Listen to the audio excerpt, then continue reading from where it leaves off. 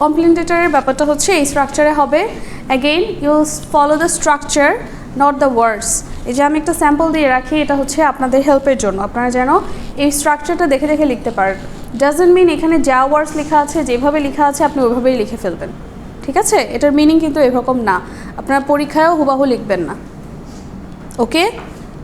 এখানে যে সিচুয়েশনে, যে সাবজেক্টে কমপ্লেনটা লেখা, আপনার কমপ্লেন তো সেম হবে না সবসময়, তাই না? আপনি যদি সেম স্ট্রাকচার লেখা অভ্যাস করেন, তাহলে যখন রিয়েলি কোনো কমপ্লেন লেটার লিখতে হবে আপনি লিখতে পারবেন না, কারণ আপনি শুধু এই ফর্মেটেই পড়েছেন, শুধু এই যে ড্যামেজ প্রোডাক্টের ক্ষেত্রেই পড়েছেন, অন্য কিছু না। আপনার কোনো একটা সার্ভিসের জন্য আপনি লিখতে পারেন, তাই না? সার্ভিসের জন্য লিখতে পারেন, কোনো একটা সমস্যা হয়েছে,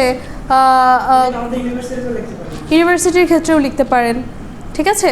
সো আপনি যদি হুবাহু শিখেন, আপনার পরীক্ষায় হয়তো ভালো হবে, বাট আপনার রিয়েল লাইফে এটা কাজে লাগবে না, ঠিক আছে? আপনাদেরকে যা পড়াই, মানে ইংলিশ ল্যাঙ্গুয়েজ স্কিলস যেই কারণে পড়ানো হয়, কিছু জিনিস পড়ানো হয় যেটা আপনার প্র্যাকটিক্যালি কাজে লাগবে, কিছু না, বেশিরভাগই, ঠিক আছে? সো প্র্যাকটিক্যাল লাইফে কাজে না লাগলে তো কোনো লাভ হচ্ছে না। জয়েন লেটারের স্ট্রাকচারটা কেমন হবে বলেছি? প্রথমে সেন্ডারের অ্যাড্রেস, দেন ডেট, দেন রিসিভার্স অ্যাড্রেস। প্রত্যেকটা পোর্শনের মাঝখানে কী হবে? Space must. অ্যান্ড দেন আসবে হচ্ছে সাবজেক্ট, কেন কমপ্লেইন লেটার লিখছেন, দেন হচ্ছে এই যে ডিয়ার যে কোনো কিছু, and then body of the letter তিনটা পোর্শনে লিখবেন, introduction, main reason to write the letter and conclusion. আপনি চাইলে main reason to write the letter এটাকে 2-3টা ভাগে ভাগ করতে পারেন, না করা বেটার, ঠিক আছে? ওকে, দেন ক্লোজিং অফ দ্য লেটার, যেটা ইউর সিনসিয়ারলি অর ফেইথফুলি লিখে আমরা যেটা করি সিগনেচার দিয়ে শেষে। প্রথমে হচ্ছে কার অ্যাড্রেস ছিল বললাম? সেন্ডার্স অ্যাড্রেস, আপনি, তাই না? যে লিখছে তার অ্যাড্রেস। ডেটটা হবে সেই ডেট যেটা হচ্ছে আমি যেই দিন আমি কমপ্লেন লেটারটা লিখছি। আপনি যদি পরীক্ষা হয়, তা পরীক্ষায় লিখছেন, তখন পরীক্ষার ডেটটা হচ্ছে আপনার কমপ্লেন লেটার লেখার ডেট। অ্যান্ড দেন হচ্ছে যার কাছে লিখছেন তার অ্যাড্রেস, এটা হচ্ছে মাঝখানে সাবজেক্ট, দেন হচ্ছে স্যালুটেশন। এখানে দেখেন 3টা পোর্শনই দিয়েছে, ঠিক আছে? প্রথমে কী ছিল? ইন্ট্রোডাকশন, আপনার ইন্ট্রোডাকশন, এবং আপনি তার কোম্পানি থেকে কিছু ড্যামেজ প্রোডাক্ট পেয়েছেন সেটা বললেন। অ্যান্ড দেন ড্যামেজ প্রোডাক্টের ডেসক্রিপশন দিলেন সেকেন্ড প্যারাগ্রাফে, অ্যান্ড থার্ড প্যারাগ্রাফে কী দিলেন? The ending or solution you want, ওইটা মেনশন করে দিলেন। And then the ending of the paragraph, ending of the letter. Okay, কেউ একজন রিড আউট করেন এটা? কে রিড আউট করতে চান নতুনদের মধ্যে? ভালো রিড করতে পারেন বা ভালো রিড করতে পারেন না, দুইটাই অ্যালাউড।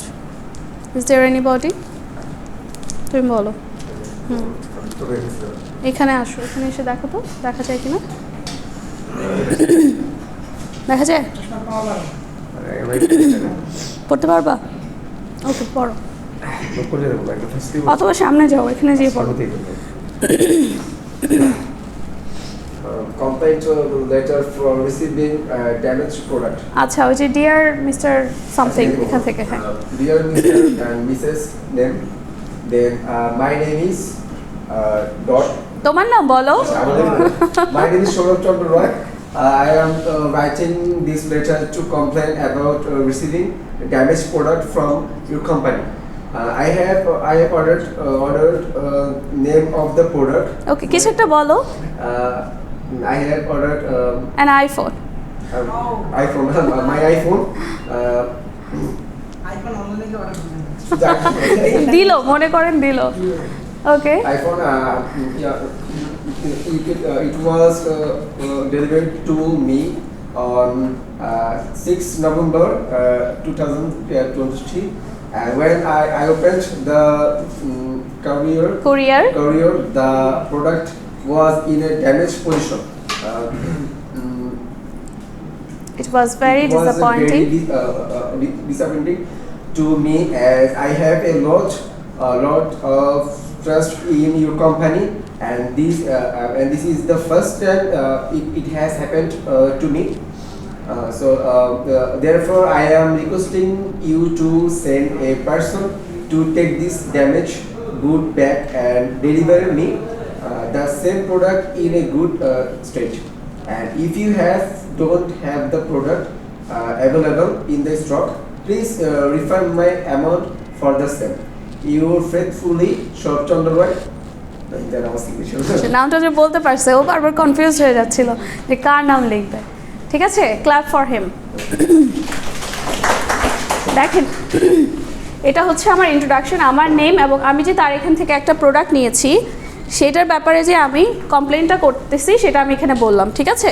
অ্যান্ড দেন আমি প্রোডাক্ট রিসিভ করা এবং ডিসঅ্যাপয়েন্টমেন্টের কথাটা বললাম। আমি যদি সার্ভিস হয় এখানে বলবো যে আমার নাম অমুক, আমি আপনাদের কাছ থেকে এরকম একটা সার্ভিস নিয়েছিলাম।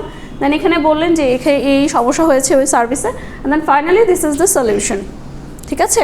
এখানে আপনি একটা সলিউশন বলবেন যে এরকম একটা সলিউশন আমাকে দেওয়া হোক অথবা রিফান্ড করা হোক। জাস্ট সলিউশন যেটা আপনি চাচ্ছেন সেটা হচ্ছে আপনি লাস্ট পোর্শনে লিখে দেবেন, ঠিক আছে। ওকে, বুঝছেন, পারবেন? হ্যাঁ বলেন, সমস্যা নেই, আপনার মন চাইলে আপনি এক্সচেঞ্জ নেবেন। এক্সচেঞ্জেই তো বললো এই যে, না না, এখানে বলছে I am requesting you to send a person to take this damage goods back and deliver me the same product in a good state, which means exchange এ যাচ্ছে, ও ডিরেক্ট বলে না, বাট ইটস অ্যান এক্সচেঞ্জ, যে এটা নিয়ে যাবে আর ভালো একটা দিয়ে যাবে, ঠিক আছে। আর যদি অ্যাভেলেবেল না থাকে ওই ক্ষেত্রে রিফান্ড চেয়েছে, ঠিক আছে। ওকে, রিফান্ড করে না, ওই দেখা গেছে ইয়েতে কাটে দিয়ে দেয় টাকাটা।